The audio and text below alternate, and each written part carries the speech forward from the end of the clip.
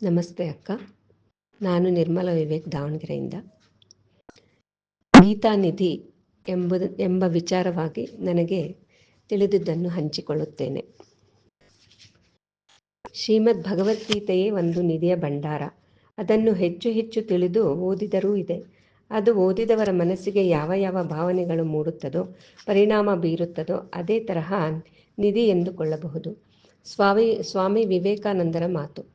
ವೇದಾಂತವೆಂಬ ಸುಂದರ ಉದ್ಯಾನದಲ್ಲಿ ಬೆಳೆದ ಉಪನಿಷತ್ತುಗಳೆಂಬ ಪುಷ್ಪಗುಚ್ಛ ಶ್ರೀಮದ್ ಭಗವದ್ಗೀತೆ. ನಮ್ಮ ದಿನಚರಿಯಲ್ಲಿ ಭಗವದ್ಗೀತೆಯ ಬಹಳಷ್ಟು ಶ್ಲೋಕಗಳನ್ನು ನಾವು ಅಳವಡಿಸಿ ಅರ್ಥೈಸಬಹುದು.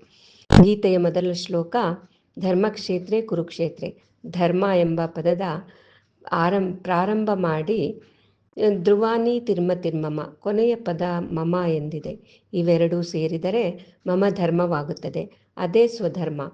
ಪ್ರತಿಯೊಬ್ಬ ವ್ಯಕ್ತಿಗೂ ಅವನವನ ಧರ್ಮ ಯಾವುದು ಎಂಬುದನ್ನು ಭಗವದ್ಗೀತೆ ತಿಳಿಸಿಕೊಡುತ್ತದೆ. ಬಯಕೆ ಹಾಗೂ ವ್ಯಾಮೋಹಗಳಿಂದ ಮನುಷ್ಯನಲ್ಲಿರುವ ಅಹಂಕಾರ ವೃದ್ಧಿಯಾಗುತ್ತದೆ. ಅಭಿಮಾನ, ಮಮಕಾರ ಹಾಗೂ ಅಹಂಕಾರಗಳ ಪರಿಣಾಮವೇ ಮೋಹ. ಈ ದುಷ್ಟ ಸಂಸ್ಕಾರಗಳಿಂದ ಮನುಷ್ಯನಲ್ಲಿ ಪ್ರಾಪಂಚಿಕ ಸಂಬಂಧ ಬಾಂಧವ್ಯಗಳು ಹುಟ್ಟಿಕೊಳ್ಳುತ್ತವೆ. ಇದರಲ್ಲಿ ಹೆಚ್ಚು ಗಮನವಹಿಸಬೇಡ ಎಂದು ಅರ್ಜುನನ ಮೂಲಕ ಶ್ರೀಕೃಷ್ಣನು ಬೋಧನೆ ನೀಡಿದ್ದಾನೆ. ಉದ್ಧರೇದಾತ್ಮನಾತ್ಮಾನಂ. ತನ್ನಿಂದಲೇ ತನ್ನನ್ನು ಈ ಸಂಸಾರ ಸಾಗರದಿಂದ ಉದ್ಧಾರ ಮಾಡಿಕೊಳ್ಳಬೇಕು. ಪರಮಾತ್ಮ ನಮಗೆ ಒಳ್ಳೆ ಮನುಷ್ಯ ಶರೀರ, ಇಂದ್ರಿಯಗಳನ್ನು ಕೊಟ್ಟಿದ್ದಾನೆ ಮತ್ತು ದೈವದತ್ತವಾಗಿ ಎಲ್ಲರಿಗೂ ವಿವೇಕವನ್ನು ಕೊಟ್ಟಿದ್ದಾನೆ. ಮನಸ್ಸೇ ನಮಗೆ ಶತ್ರುವು. ಇಂತಹ ಮನಸ್ಸನ್ನು ನಾವು ಕಾಪಾಡಿಕೊಳ್ಳಬೇಕು. ಯೋಗ ಕರ್ಮಸು ಕೌಶಲಂ. ಕರ್ಮವೆಂಬುದು ಮೊದಲನೆಯ ಮೆಟ್ಟಿಲು, ಯೋಗವೆಂಬುದು ಕೊನೆಯ ಮೆಟ್ಟಿಲು. ಜೀವಿಗಳು ಕರ್ಮದಿಂದ ಪ್ರಾರಂಭಿಸಿ ಕರ್ಮಯೋಗಕ್ಕೆ ಹಂತ ಹಂತವಾಗಿ ಸಾಗಬೇಕಾಗಿದೆ. ನಾವು ಮೊದಲು ಕರ್ಮದ ಬಗ್ಗೆ ತಿಳಿದು ರೂಢಿಸಿಕೊಳ್ಳಬೇಕು. ನಂತರ ಯೋಗವನ್ನು ತಿಳಿಯಬೇಕು. ಆಗ ಕರ್ಮಕೌಶಲ ಎಂದರೇನು, ಅದು ಹೇಗೆ ಯೋಗವಾದೀತು ಎಂದು ಅರ್ಥ ಮಾಡಿಕೊಳ್ಳಬಹುದು. ಯಂ ವಾಪಿ ಸ್ಮರನ್ ಭಾವನ್. ಮನುಷ್ಯನು ಮರಣ ಸಮಯದಲ್ಲಿ ಯಾವ ಭಾವನೆಯನ್ನು ಸ್ಮರಣೆ ಮಾಡುತ್ತಾ ಶರೀರ ತ್ಯಾಗ ಮಾಡುತ್ತಾನೋ ಅದನ್ನೇ ಪಡೆಯುತ್ತಾನೆ. ಅಂತ್ಯಕಾಲದಲ್ಲಿಯೂ ಸಹ ಅದೇ ಸ್ಮರಣೆ ಮನಸ್ಸಿನಲ್ಲಿರುತ್ತದೆ. ಹಾಗಾಗಿ ನಾವು ಪರಮಾತ್ಮನ ಚಿಂತನೆಯಲ್ಲಿದ್ದರೆ ಅದೇ ನಮ್ಮನ್ನು ಕೊನೆ ಗಳಿಗೆಯಲ್ಲಿ ಸ್ಮರಣೆ ಮಾಡಲು ಸಹಾಯ ಮಾಡುತ್ತದೆ. ಶ್ರೇಯೋ ಹಿ ಜ್ಞಾನಂ ಅಭ್ಯಾಸಾತ್. ಜ್ಞಾನಕ್ಕಿಂತ ಧ್ಯಾನ ಶ್ರೇಷ್ಠ. ನಾವು ಮಾಡುವ ಕರ್ಮಗಳನ್ನು ಫಲಾಪೇಕ್ಷೆ ಇಲ್ಲದೆ ಮಾಡುವುದು ಧ್ಯಾನಕ್ಕಿಂತಲೂ ಶ್ರೇಷ್ಠ. ಈ ರೀತಿ ಕರ್ಮದ ಫಲತ್ಯಾಗ ಮಾಡುವುದರಿಂದ ಶಾಂತಿ ಲಭಿಸುತ್ತದೆ. ಎಲ್ಲ ಕೆಲಸಗಳನ್ನು ಭಗವಂತನಿಗಾಗಿ ಮಾಡುವುದು ಸಂಪೂರ್ಣ ಶರಣಾಗತಿ ಹಾಗೂ ಕರ್ಮಫಲತ್ಯಾಗ, ಭಗವಂತನ ಧ್ಯಾನದಲ್ಲಿ ತದಾತ್ಮ್ಯ ಭಾವ.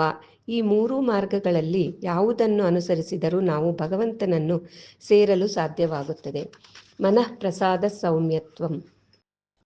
ಮನಸ್ಸಿನ ಪ್ರಸನ್ನತೆ, ಶಾಂತ ಸ್ವಭಾವ, ಭಗವತ್ ಚಿಂತನೆ ಮಾಡುವ ಅಭ್ಯಾಸ, ಮನೋನಿಗ್ರಹ ಮತ್ತು ಅಂತಃಕರಣದ ಭಾವನೆಗಳ ಪವಿತ್ರತೆ, ಹೀಗೆ ಇವು ಮಾನಸಿಕ ತಪಸ್ಸು ಎಂದು ಹೇಳಲ್ಪಡುತ್ತದೆ. ಈ ತಪಸ್ಸುಗಳಿಂದ ನಾವು ಭಗವಂತನಿಗೆ ಹತ್ತಿರವಾಗುತ್ತೇವೆ.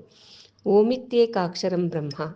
ಪ್ರತಿಯೊಬ್ಬರ ಜೀವನ ವೃಕ್ಷದಲ್ಲಿ ಕಂಗೊಳಿಸುವುದೇ ಪ್ರೇಮದ ಫಲ. ಕ್ರೋಧ, ಅಸೂಯೆ ಹಾಗೂ ಅಹಂಕಾರಗಳು ಇದನ್ನು ಮುಚ್ಚಿರುವುದರಿಂದ ಈ ಫಲವು ನಮಗೆ ಕಾಣಿಸುವುದಿಲ್ಲವೆನ್ನುತ್ತಾನೆ ಶ್ರೀಕೃಷ್ಣ. ಸ್ವಾರ್ಥರಹಿತ ಪ್ರೇಮವೇ ದಿವ್ಯ ಫಲ. ಭಗವಂತನಲ್ಲಿ ವಿಶ್ವಾಸವಿಟ್ಟು ಆಧ್ಯಾತ್ಮಿಕ ಜೀವನ ನಡೆಸಿದರೆ ಜೀವನದಲ್ಲಿ ಶಾಂತಿ, ಆನಂದಗಳು ಪ್ರಾಪ್ತವಾಗುತ್ತದೆ. ಭಗವಂತನಲ್ಲಿ ವಿಶ್ವಾಸವಿದ್ದರೆ ಪ್ರೇಮ ತನ್ನಿಂದ ತಾನೇ ಹೊರಹೊಮ್ಮುತ್ತದೆ. ಪ್ರೇಮದಿಂದ ಶಾಂತಿ, ಶಾಂತಿ ಇದ್ದಲ್ಲಿ ಭಗವಂತನ ಆವಿರ್ಭಾವ, ಆನಂದದ ಅನುಭವ. ಭಗವದ್ವಿಶ್ವಾಸವೇ ನಿಜವಾದ ಶ್ವಾಸ. ಆತ್ಮವಿಶ್ವಾಸದ ಜೊತೆಗೆ ಶರಣಾಗತಿಯನ್ನು ಬೆಳೆಸಿಕೊಳ್ಳಬೇಕು. ಭಗವಂತನಿಂದ ಹೊರಹೊಮ್ಮುವ ಪ್ರೇಮ ಕಿರಣಗಳಿಂದಲೇ ಆತನನ್ನು ನೋಡಬೇಕು. ಶ್ರದ್ಧಾವಾನ್ ಲಭತೆ ಜ್ಞಾನಂ. ಲೌಕಿಕ ವಿದ್ಯೆಯನ್ನು ಅಥವಾ ಪಾರಮಾರ್ಥಿಕ ವಿದ್ಯೆಯನ್ನು ಗಳಿಸಬೇಕಾದರೆ ಶ್ರದ್ಧೆ ಇರಬೇಕು. ಶ್ರದ್ಧೆ ಇಲ್ಲದ ಮನುಷ್ಯನಿಗೆ ಒಂದು ಚಿಕ್ಕ ಕಾರ್ಯವನ್ನೂ ಮಾಡಲು ಸಾಧ್ಯವಿಲ್ಲ. ಆಧ್ಯಾತ್ಮಿಕ ವಿದ್ಯೆಯನ್ನು ಬಿಟ್ಟು ಬರಿಯ ಭೌತಿಕ ವಿದ್ಯೆಯನ್ನು ಕಲಿತರೆ ಏನು ಪ್ರಯೋಜನವಿಲ್ಲ. ಎಲ್ಲರೂ ದಿವ್ಯ ಜ್ಞಾನವನ್ನು ಪಡೆಯುವಂತಾಗಬೇಕು. ಇದಕ್ಕೆ ಭಕ್ತಿ ಶ್ರದ್ಧೆಗಳು ಅಗತ್ಯ. ನಮ್ಮನ್ನು ನಾವು ಸಂಪೂರ್ಣವಾಗಿ ಪರಮಾತ್ಮನಿಗೆ ಒಪ್ಪಿಸಬೇಕು.